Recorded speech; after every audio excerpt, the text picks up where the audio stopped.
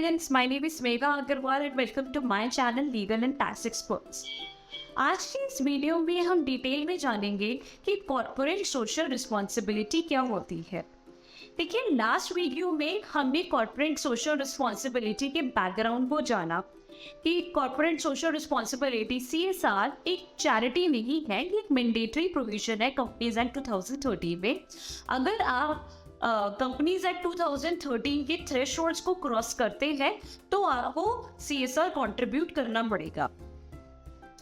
आज के इस वीडियो में हम डिटेल में जानेंगे कि CSR क्या होता है। देखिए, CSR जो है ये डिफाइन किया गया है CSR रूल्स में, the company CSR policy rules 2014 के रूल 2D में डिफाइन किया गया है, जहां पे ये रूल कहता है कि सेक्शन 135 एक्चुअली में एक स्टैट्यूटरी ऑब्लिगेशन क्रिएट करता है उन कंपनीज के ऊपर जो सर्टेन थ्रेशोल्ड्स को क्रॉस कर जाती है।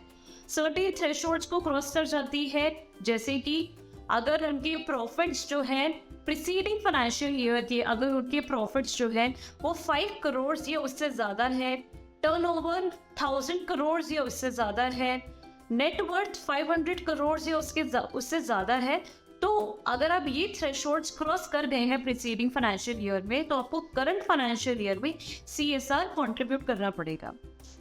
अब CSR कहाँ कंट्रीब्यूट करे, किन एक्टिविटीज़ में कंट्रीब्यूट करेगी, कहाँ से पता चलेगा? तो ये सेक्शन 135 में दे रखा है एंड रूल 2D में भी दे रखा है कि ये आपका schedule 7 of the companies act 2013 में है। अब हम एक बार आप स्क्रीन पे देख सकते हैं शेड्यूल 7 ऑफ कंपनीज एक्ट 2013। यहाँ पे अराउंड 13 आइटम्स हैं और 12 आइटम्स हैं जहाँ पे हम CSR एक्टिविटीज़ है जहाँ पे हम कंट्रीब्यूट कर सकते हैं। एक बार हम 1 by 1 गो थ्रू करते हैं। पहली एक्टिविटी है इरेडिकेटिंग हंगर, पॉवर्टी, मालन्यूट्रिशन। उसके बाद दूसरी है promoting education, gender equality promote करना, एनवायरनमेंट सस्टेनेबिलिटी इंश्योर करना, हेरिटेज प्रोटेक्ट करना, armed forces, veterans and war widows के बेनिफिट के लिए मेजर्स लेना,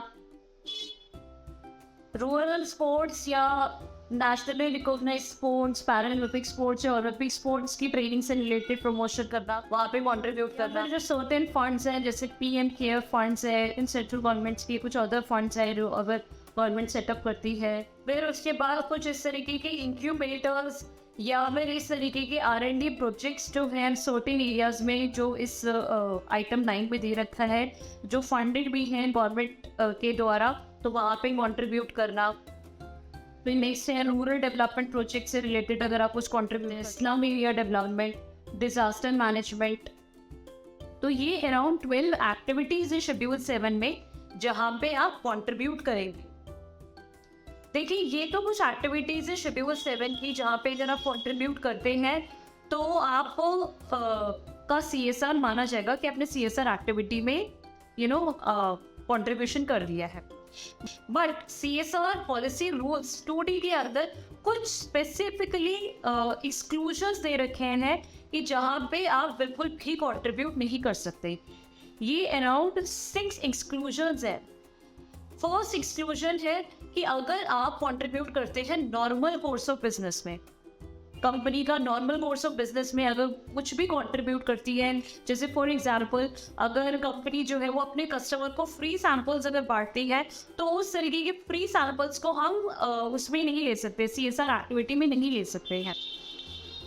बट यहाँ पे अगेन एक एक्सेप्शन और भी है, वो स्पेशली कोविड के टाइम पीरियड में आया था। जब कोविड था, कोविड की वैक्सीन की डेवलपमेंट हो रही थी, उस टाइम पे एक स्पेशल एग्जेम्पशन दे दिया था जहाँ पे नॉर्मल कोर्स ऑफ बिजनेस में अलाउड कर दिया गया था। किस तरीके की कंपनीज को अलाउड कर दिया गया था कि वो CSR कंट्रीब्यूशन माना जाएगा in spite of this fact कि वो कंपनी का नॉर्मल कोर्स ऑफ बिजनेस है और उसी में ही वो कंट्रीब्यूट कर रही है। जो कंपनीज R&D करती है वैक्सीन्स की, वैक्सीन्स भी कौन सी वाली वैक्सीन यहाँ पे अलाउड थी? COVID-19 वैक्सीन्स में अगर वो कोई भी R&D कर रही है तो वहाँ पे अगर वो कुछ भी कंट्रीब्यूशन करते हैं CSR फंड में से एक्सपेंडिचर करते हैं तो that was allowed activity. But इसके अंदर सर्टेन कंडीशंस है। अब ये कुछ फाइनेंशियल कुछ एक ड्यूरेशन के लिए भी इंक्लूडेड है, यानी फाइनेंशियल ईयर 2021, 21-22 एंड 22-23।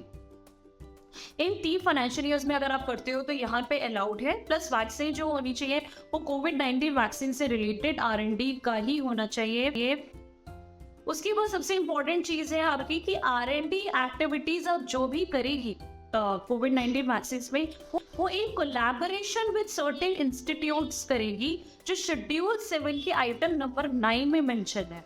वो किस तरीके की मतलब ऑर्गेनाइजेशंस हैं, इंस्टीट्यूशंस हैं, जो इंस्टीट्यूशंस है, ऑर्गेनाइजेशंस है या फिर कोई प्रोजेक्ट्स है सर्टेन एरियाज में, साइंस, टेक्नोलॉजी, मेडिकल, इन सब चीज़ों से रिलेटेड है। And plus they are funded by government, central government, state government, in any way government से फंडेड है। एंड या फिर कुछ इस तरीके की ऑर्गेनाइजेशंस, प्राइवेट और ऑर्गेनाइजेशंस हो गई या पब्लिक फंडेड ऑर्गेनाइजेशंस हो गई, जैसे कि IIT हो गया आपका, कुछ ऐसी लेबोरेटरीज होगी जो अगेन फंडेड है आयुष मिनिस्ट्री से, बायोटेक से, और कुछ DRDO से, ICMR जो है, इन सबसे मैं इसका लिंक अगेन आपको शेड्यूल 7 के आइटम 9 का लिंक जो है वो मैं आपको अलग से दे दूंगी। इन एक्टिविटीज़ में अगर आप कॉन्ट्रीब्यूट करते हैं नॉर्मल कोर्स ऑफ बिजनेस में भी, अगर कोई नौकरी करती है तो वो CSR एक्टिविटी में अलाउड होगी। अदर देन दैट 23 के बाद अगेन ये खत्म हो जाएगा, 31 मार्च 23 इसका लास्ट है, उसके बाद ये खत्म हो जाएगा। वैसे इन जनरल अगर हम नॉर्मल कोर्स ऑफ बिजनेस में कोई भी CSR एक्टिविटी करते हैं तो वो अलाउड नहीं होता है। देखिए सेकेंड एक्सक्लूजन है जहाँ पे CSR एक्टिविटी अगर आप CSR कॉन्ट्रीब्यूशन करते हो इस एक्टिविटी में तो वो एक्सक्लूडेड है।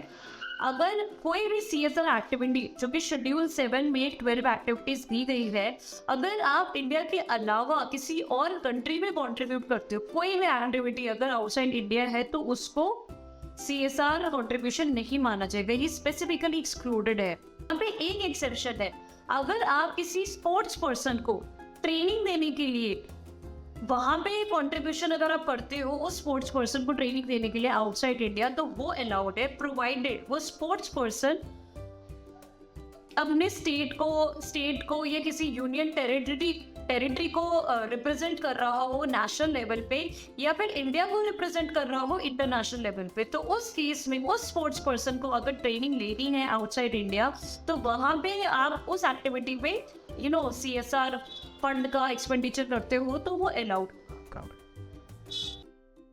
नेक्स्ट एक्सक्लूजन जो है वो है कोई भी एक्टिविटी अगर आप पॉलिटिकल पार्टी को करते हो डायरेक्टली या इनडायरेक्टली तो वो स्पेसिफिकली एक्सक्लूडेड है।